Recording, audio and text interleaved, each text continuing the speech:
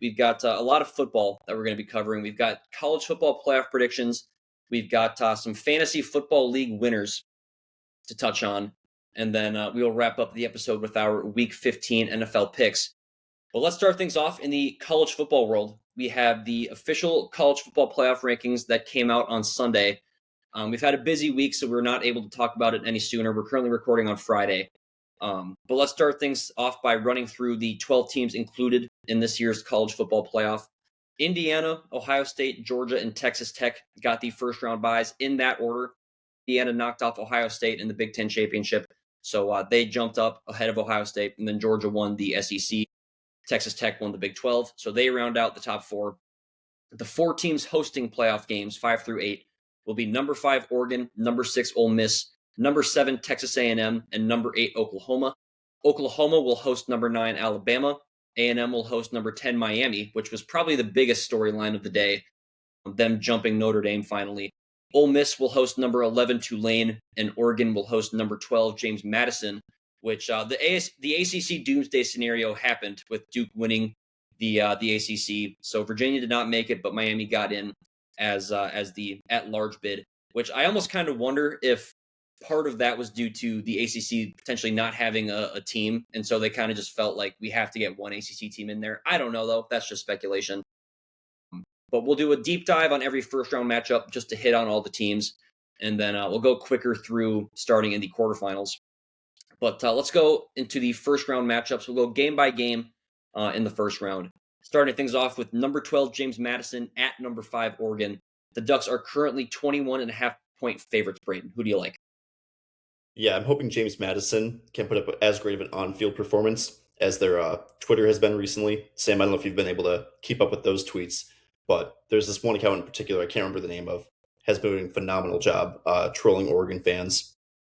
So I think we're in for a at least fun first half of this game. It might be a blowout in the second half, but it'll be fun to see James Madison get a shot at taking on the number 5 Ducks. Hansa Barnett has been great for most of the year. Didn't really do a whole lot in the Sun Belt Championship game, at least as a passer. Was just 10 of 25 for 93 yards, a touchdown and a pick. But on the ground, James Madison ran for over 300 yards as a team. They had Wayne Knight as their starting running back, put up 212 yards and a touchdown. Barnett had 85 yards and a touchdown. And then defensively, they held Troy to 4 for 18 on third down and just 177 total yards of offense. Troy actually had negative 26 rushing yards in that game when factoring in sacks. So James Madison has beaten up on their Sun Belt competition all year. They have played one Power 4 team, that was Louisville, back in, I think, mid-September. They lost that one 28-14, but they were fairly competitive in that game. With that being said, I am going to take the Ducks in this one. I think Oregon probably covers as well. Their run defense is top 20 in the country in terms of yards allowed per game. I don't think James Madison can slow down Dante Moore or anybody in this Ducks backfield. So I think the Ducks win. I'm going to go with a final score of 38-14 Oregon. That was going to be exactly my final score. Yeah, I have very little to add to this. I think Oregon has the advantage pretty much everywhere. They're playing great football as of late. They're going to get their skill position players back, I would assume, in DeCorian Moore. Gary Bryant Jr., I think, will be back for this one. Their last 2 games have been a 15-point win against a ranked USC team and another double-digit win on the road against an 8-win Washington team. They're also extremely well-rested. Like I said, they're going to be getting some key guys back. This game will be over 3 weeks ago since that Washington game. So I will take Oregon to win, and I will take them to cover with the same final score prediction as you. Moving on to number 11 Tulane at number 6 Ole Miss. The Rebels are currently favored by 17.5 points, Braden. Yeah, we saw this game once already this year. I was actually pretty high on Tulane at that point, and it was not a good showing at all for the Green Wave. I think this was Trinidad Chambliss' first start, and he was phenomenal in that game. Threw for 307 yards, 2 touchdowns, also ran for 112 yards. This game was never close. It was 23-3 at the half in favor of Ole Miss. They ended up winning the game 45-10. Most notably, Jake Retzloff was 5 for 17 throwing the football, and then they brought him back up Brendan Sullivan. He went 5 for 12 for a touchdown and a pick. They combined to throw for just over 100 yards, And then rushing the football, they didn't do a whole lot either. They had 178 yards, but it was on, I'm going to add up the amount of carries here. Roughly 35 rushing attempts, I think, for 178 yards, so not great efficiency. Meanwhile, Ole Miss could do pretty much whatever they wanted. The Rebels had 548 total yards of offense in that game. I do think that Lane Kiffin leaving Ole Miss is going to have some type of impact, but at the same time, you have both coordinators still there. Charlie Weiss Jr. has been calling the plays all year for Ole Miss.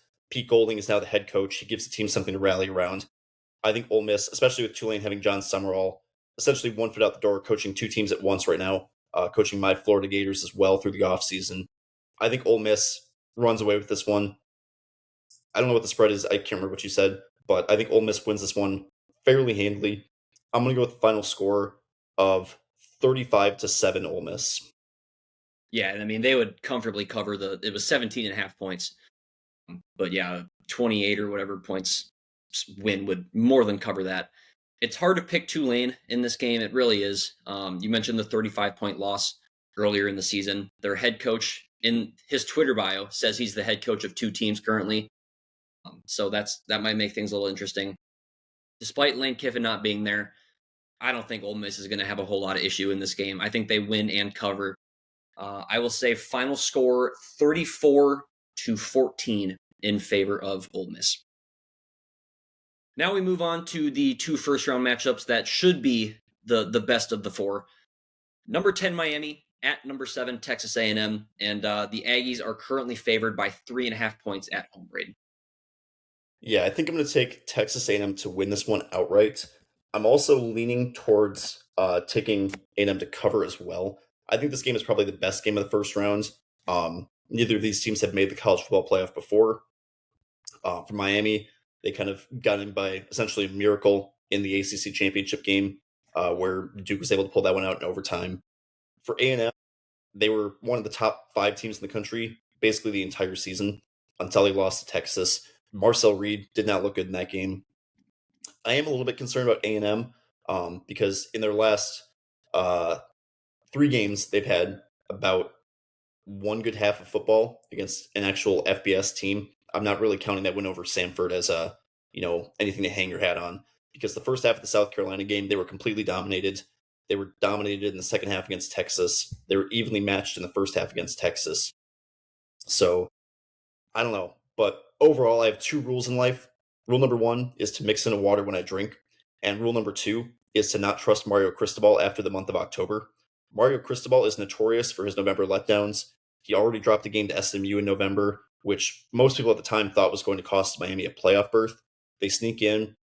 I'm not trusting him in the college football playoff. I think Texas A&M has a massive coaching advantage here with Mike Elko.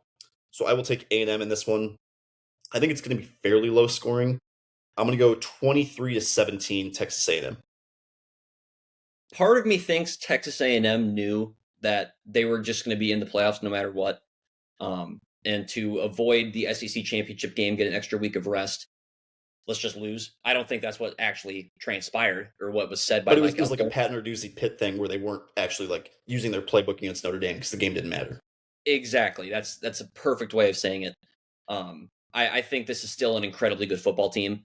Ruben Bain, according to a Texas A&M offensive lineman, will not be an issue in this one. I don't think that's going to be the case. I think he will, in fact, be an issue. So I'm going to have to disagree with that. But the matchup for me to watch in this one that I think will decide the game will be Texas A&M on the ground versus Miami's front 7. The Hurricanes have the 7th best rushing defense in the country. They're also allowing only 190 passing yards per game. I'd feel much better about making Marcel Reed beat me with his arm than with his legs. Miami has been doing unspeakable things to teams since that SMU loss. And if Carson Beck doesn't throw 7 interceptions in a 2-game span in those 2 losses, this team is probably 13-0 with a first-round bye. I don't think Texas A&M is going to force 3 or 4 turnovers in this game. So this is a Miami team that beat Notre Dame. They beat USF by 37. They beat a ranked Pitt team by 31. I think Miami goes into Texas A&M and pulls the upset into nail biter. And I will say they win out. And then the last game of the first round, we have number 9 Alabama at number 8 Oklahoma in a rematch of just about a month ago. Alabama is currently favored by 1.5 on the road, which I find interesting because the first time around they were 5.5 point home favorites, and this is essentially saying they'd be like a 7.5 point home favorite, despite losing the first time around. So I'm interested in what went into that. But I digress. Braden, who do you got? Yeah, it's very difficult to beat a team twice. And in the case of Alabama and Oklahoma, Alabama pretty vastly outplayed Oklahoma in their first meeting. They almost doubled Oklahoma in total yardage. It was 406 to 212 in that category. Ty Simpson threw for 326 yards. John Mateer had just 138 yards passing. Oklahoma was 3 for 13 on third downs in that game.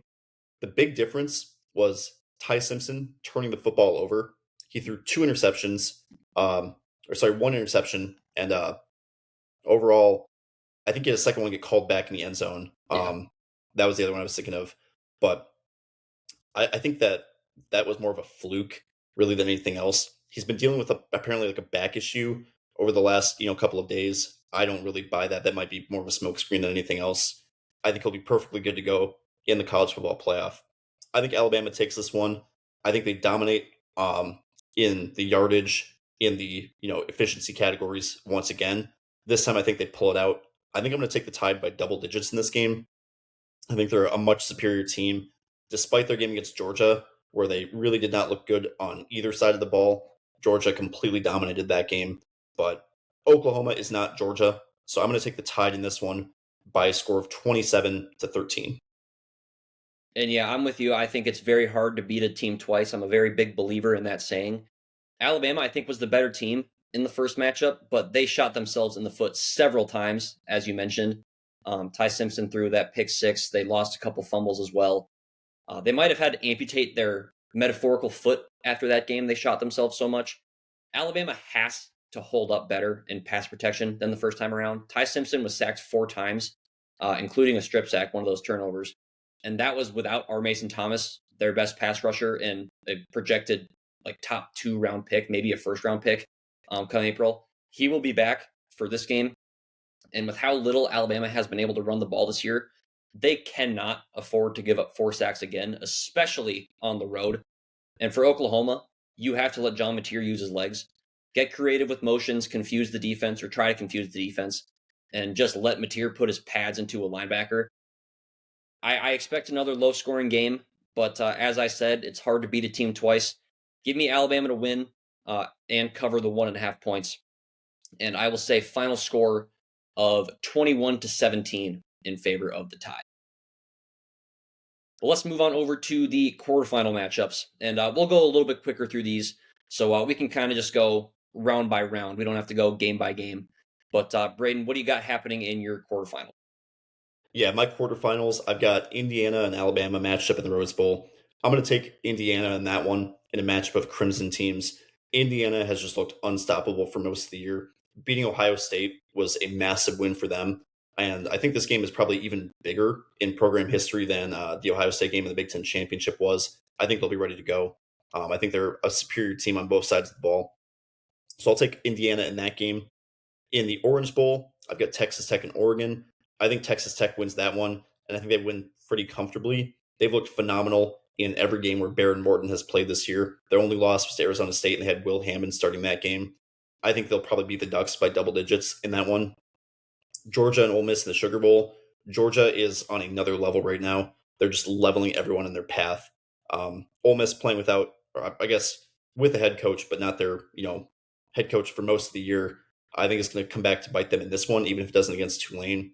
So I will take Georgia probably to win by 20 plus points in that game. And then Ohio State and Texas A&M in the Cotton Bowl.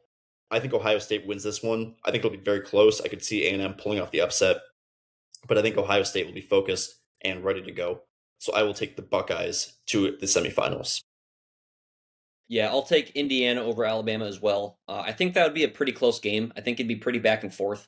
But I think Mendoza is just outplaying Ty Simpson right now. I think he's going to be able to score a little bit more than Alabama will. So I will take Indiana in that one. Ohio State versus Miami in that matchup for me. I'll take Ohio State. I think they're going to be pissed off after that Indiana loss. And we saw what happened the last time Ohio State lost a game.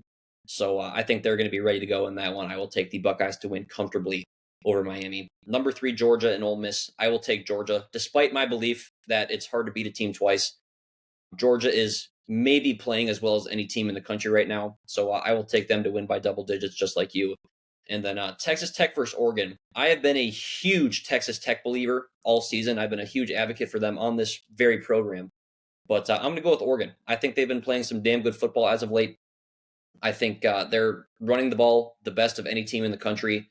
I think they're going to be able to wear that Texas Tech defense down.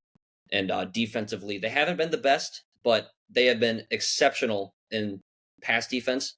And so I think that's what Texas Tech is best at offensively. I think they'd be able to contain them pretty well. And so I will take Oregon to beat the Red Raiders in that one. Moving over to the semifinals, Braden, who do you have as your 2 semifinal matchups? I've got Indiana and Texas Tech matched up in the Peach Bowl. I think this game would probably be my favorite out of every playoff game. And ironically, I've got all 4 of the top 4 seeds in there. So a 14 playoff would have worked just fine this year for me. I will actually take Texas Tech to pull off the upset in this one. I think Texas Tech just has it this year. You talked about how much you've been in love with the Texas Tech team this year. I've been, to a lesser degree, a big fan of them as well. And BYU fans know that for sure. So I'm going to take the Red Raiders to advance to the national championship. And then in the Fiesta Bowl, I've got Georgia knocking off Ohio State. Like I mentioned earlier, Georgia is playing unbelievably well on both sides of the ball. Shutting Alabama down to the degree that they did in the SEC championship, I think is a bad sign for the Buckeyes. Yes, Ohio State is a better team than Alabama, but when Georgia is just leveling Alabama, that's a sign that they can beat Ohio State. I don't know if I'd say comfortably, but I would take them to win by at least, I would say 3 to 7 points minimum. So I've got Texas Tech and Georgia matched up in my national championship. And in that one, I will unfortunately take the Georgia Bulldogs. Maybe this is like an emotional hedge where either I'm right with Georgia winning the national championship, or I'm wrong and I get to celebrate that they lose as a Florida Gator fan. I would love nothing more than to be wrong on this pick. But like I mentioned, Georgia is hot at the right time. And I think that's a huge factor come January in college football. Yeah, I like that pick. In my semifinals, I have number 1 Indiana and number 5 Oregon. Like we said, hard to beat a team twice. So I'm going to go with the Ducks second time around. I think they pull the upset of the number 1 team in the country, and I think they booked their ticket to the national championship game. And then number 2 Ohio State and number 3 Georgia. I said I wouldn't pick against Ohio State until they lost, and then they lost. So I'm going to go with Georgia. I think they, like I said, are playing as well as maybe any team in the country right now. You mentioned what they did against Alabama last weekend. I can't pick against them right now. So I will go with the Georgia Bulldogs to advance to the national title game against Oregon. And in that, I'm with you. I'm taking Georgia. I mean, it's just unbelievable how well they're playing right now. They beat Texas by 25 points. They beat Alabama by 21 points. I don't have a whole lot else to say. I think they probably are the best team in the country at this given moment. So I will take them to win the national championship.